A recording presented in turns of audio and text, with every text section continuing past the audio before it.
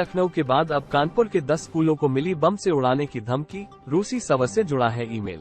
सूत्रों ने बताया कि हाल के हफ्तों में कई भारतीय शहरों में सभी प्रकार के प्रतिष्ठानों को बम से उड़ाने की धमकियों के बीच बुधवार को कानपुर के कम से कम 10 शीर्ष स्कूलों को भी ऐसी ही धमकियां मिली।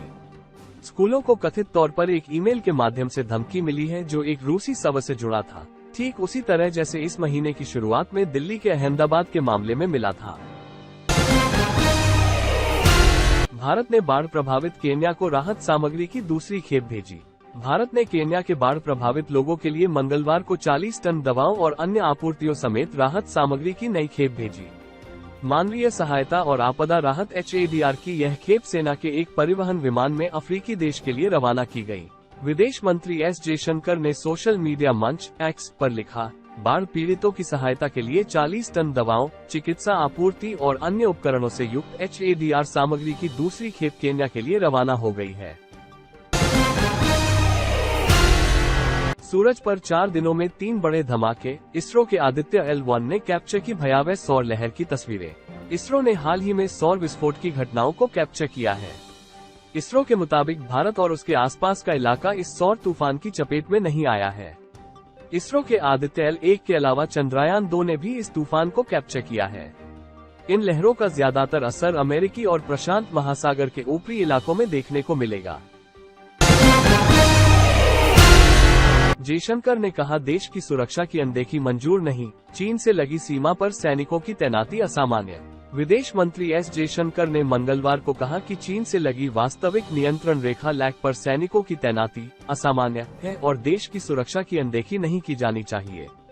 जयशंकर ने यहां इंडियन चैम्बर ऑफ कॉमर्स द्वारा आयोजित एक कार्यक्रम में कहा कि भारत ने गलवान झड़प का जवाब वहां अपने सैनिकों को तैनात करके दिया। ईडी के समन के खिलाफ केजरीवाल की याचिका को अदालत ने 11 जुलाई के लिए किया सूचीबद्ध। दिल्ली उच्च न्यायालय ने आबकारी नीति से जुड़े धनशोधन मामले में जांच के सिलसिले में प्रवर्तन निदेशालय ईडी द्वारा जारी समन को चुनौती देने वाली मुख्यमंत्री अरविंद केजरीवाल की याचिका को बुधवार को 11 जुलाई को सुनवाई के लिए सूचीबद्ध किया। न्यायमूर्ति सुरेश कुमार कैत की अध्यक्षता वाली पीठ ने आम आदमी पार्टी आप के नेता को ईडी के उत्तर पर प्रत्युत्तर देने के लिए 4 और सप्ताह का समय दिया। अमेरिका में हिंदू संगठन डेमोक्रेटिक थिंक टैंक के खिलाफ हुए एकजुट। अमेरिका में कई हिंदू संगठन उस थिंक टैंक के खिलाफ एकजुट हो गए हैं, जिसने कथित तौर पर भारतीय मूल के अमेरिकी उम्मीदवारों और अधिकारियों पर निशाना साधने वाले लोगों और समूहों को अपने एक समारोह में आमंत्रित किया है।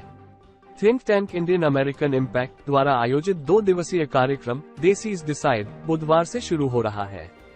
पिछले कुछ वर्षों में ये थिंक टैंक सबसे प्रभावशाली भारतीय अमेरिकी लोकतांत्रिक समूहों में से एक के रूप में उभरा है। ओस्लो में होगा अगला भारत नॉर्डिक शिखर सम्मेलन, इन मुद्दों पर होगी चर्चा। अगला भारत नॉर्डिक शिखर सम्मेलन इस साल के अंत में ओस्लो में होने की उम्मीद है। इसमें विभिन्न क्षेत्रों में 2 तरफा सहयोग को और विस्तारित करने के तरीकों पर चर्चा की जाएगी। यह मुद्दा मंगलवार को दिल्ली में आयोजित 11वें भारत नॉर्वे विदेश कार्यालय परामर्श FOC में उठा। बैठक में दोनों पक्षों ने समुद्री अर्थव्यवस्था, नवीकरणीय ऊर्जा, जलवायु और पर्यावरण, हरित हाइड्रोजन, मत्स्य पालन, जल प्रबंधन और आर्कटिक क्षेत्र में द्विपक्षीय संबंधों के विस्तार एवं विविधता लाने के तरीकों पर चर्चा की। दूध की कीमतों पर अमूल के MD ने दिया बड़ा अपडेट, कहा फिलहाल नहीं बढ़ेंगे दाम। अमूल के MD जयंत मेहता ने एक इंटरव्यू में बताया कि देश में बहुत जल्द नया दूध लॉन्च होगा। इसके साथ ही उन्होंने अमूल दूध की कीमत पर भी बड़ा अपडेट दिया। उन्होंने बताया कि कंपनी लगातार नए प्रोडक्ट्स लॉन्च करती रहती है। हर साल करीब 100 प्रोडक्ट लॉन्च होते हैं। इस साल प्रोटीन की रेंज में भी कई नए प्रोडक्ट लॉन्च होंगे।